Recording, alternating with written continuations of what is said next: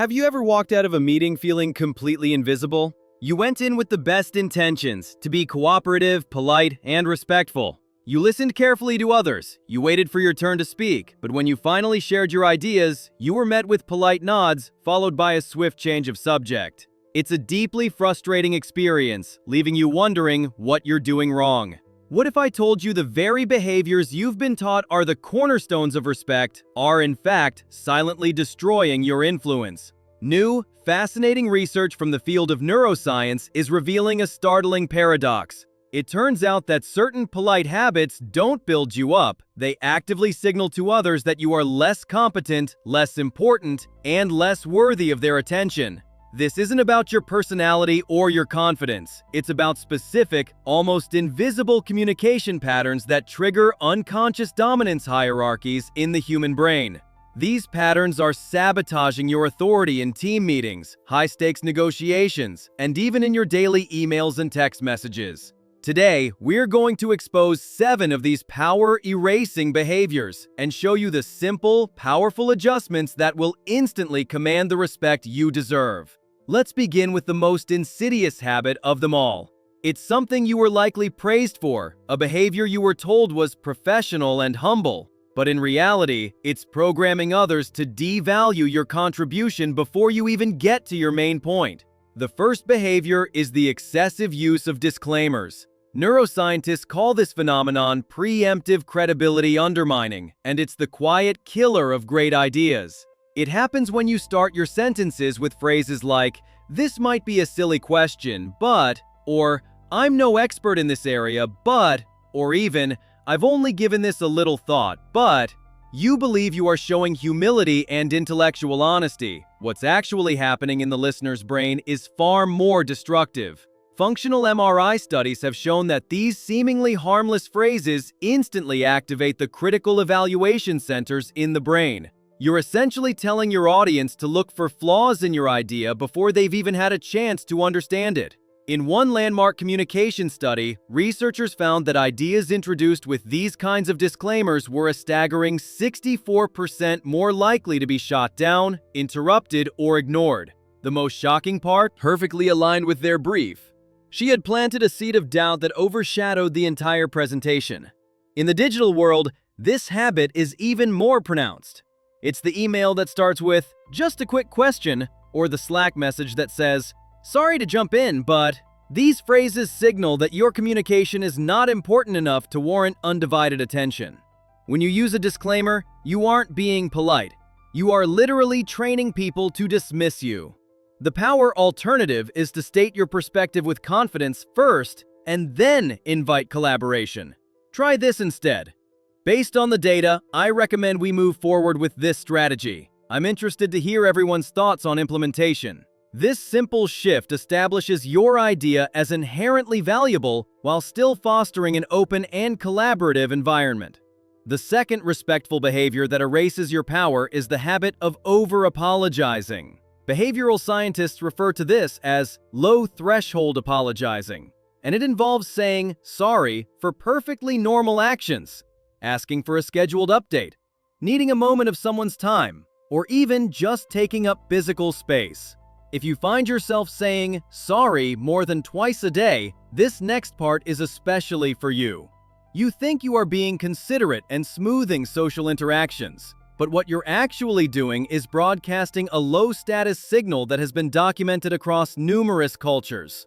One study found that individuals who frequently apologized for standard, reasonable requests were perceived as having 43% less authority. As a direct result, they were interrupted 2.7 times more often in future conversations.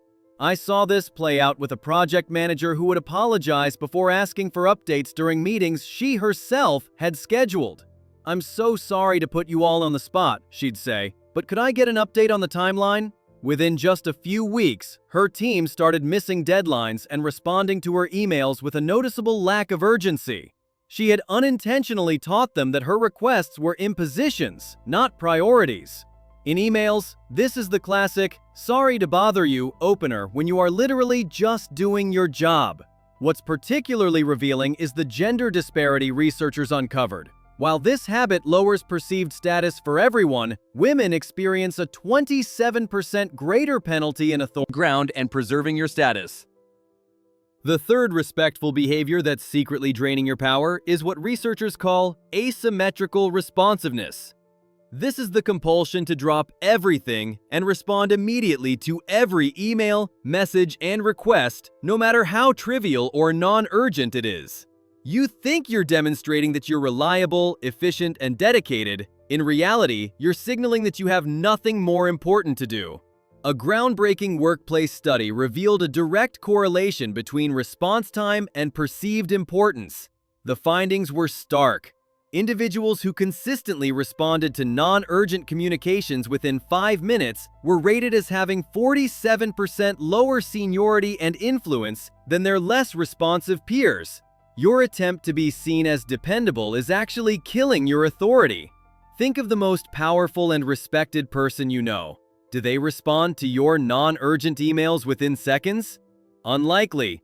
Their response time is calibrated to the importance of their own work, which signals that their focus is a valuable, protected resource.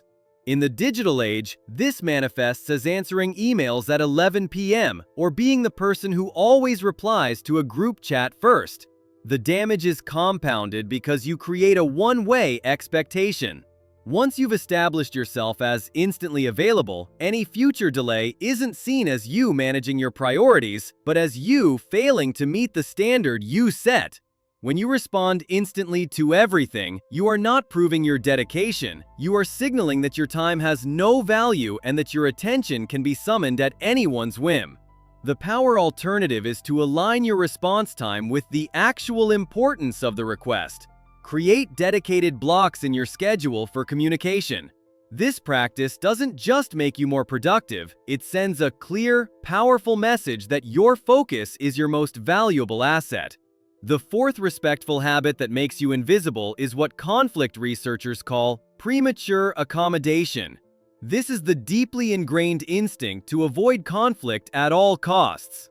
You agree with ideas you fundamentally oppose, you back down the moment someone raises their voice, or you silently accept poor treatment, all in the name of keeping the peace.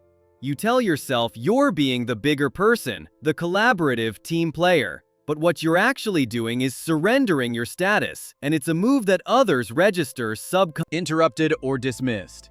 After about 6 months, it became a pattern. He was routinely talked over in meetings, and worse, his valuable contributions were often credited to more assertive colleagues. In a meeting, this is the silent nod when you should be voicing a valid concern. In an email, it's the overuse of softening words like just, maybe, or perhaps when you need to express a clear, contrary opinion. The insidious nature of this behavior is that it creates a downward spiral. Each time you avoid a necessary confrontation, the psychological barrier to speaking up the next time becomes even higher. You aren't being respectful. You're training others that your perspective is not worth defending and your boundaries are not worth respecting. The power alternative is to learn to express disagreement with clarity and respect. A simple phrase like, "I see this differently, and here's why," allows you to hold your ground while maintaining a professional relationship. The fifth behavior that drains your power is the trap of defensive over-explaining. This is the tendency to provide an exhaustive mountain of details, background, and justification for a simple request or decision. You believe you're being thorough and transparent. In reality, you're signaling a lack of confidence that triggers doubt in others. Have you ever explained an idea so much that you watched people's eyes glaze over? This is precisely why. A study on decision-making found that leaders who justified their choices with more than 3 supporting points were perceived as being 38% less confident than those who offered a single, concise rationale. In a professional setting, this looks like sending a 5-paragraph email to set up a simple 30-minute meeting. I observed a department head who would spend the first 5 minutes of every announcement detailing all the factors and conversations that led to his decision.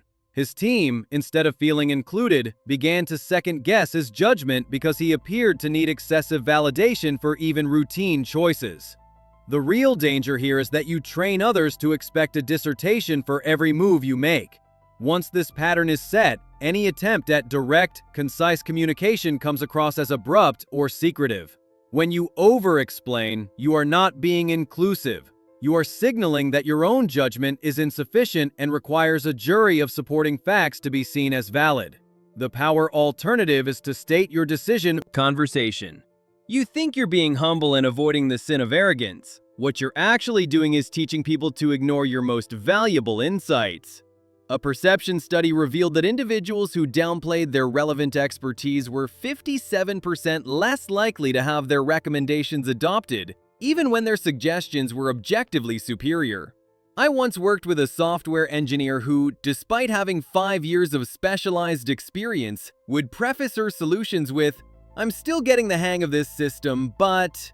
Her ideas were consistently passed over for those from a junior developer who presented his much simpler solutions with unwavering confidence. What's truly fascinating is the neurological reaction this triggers. Brain imaging shows that downplaying your expertise activates the same skepticism centers in a listener's brain as when they hear information they believe to be false. When you diminish your relevant experience, you are not being modest. You are programming others to doubt information they would otherwise trust. The power alternative is to state your experience as a matter of fact when it provides necessary context, saying, "In my 5 years managing projects of this scale, I've found this approach to be the most effective," isn't boasting. It's providing the valuable context that gives your perspective the weight it deserves. Finally, the 7th behavior is appreciation asymmetry, or the act of expressing excessive gratitude for basic professional courtesies. You believe you are being kind and appreciative. What's actually happening is a status miscalibration that signals you are accustomed to being treated poorly. A workplace dynamic study found that over-thanking for standard professional behavior reduced a person's perceived authority by 34%. This is the team member who sends a gushing, "Thank you so much" email to a colleague for simply being included on a relevant message thread. Within weeks, their inclusion started being treated as optional rather than essential. In meetings, it's profusely thanking people just for listening to your idea.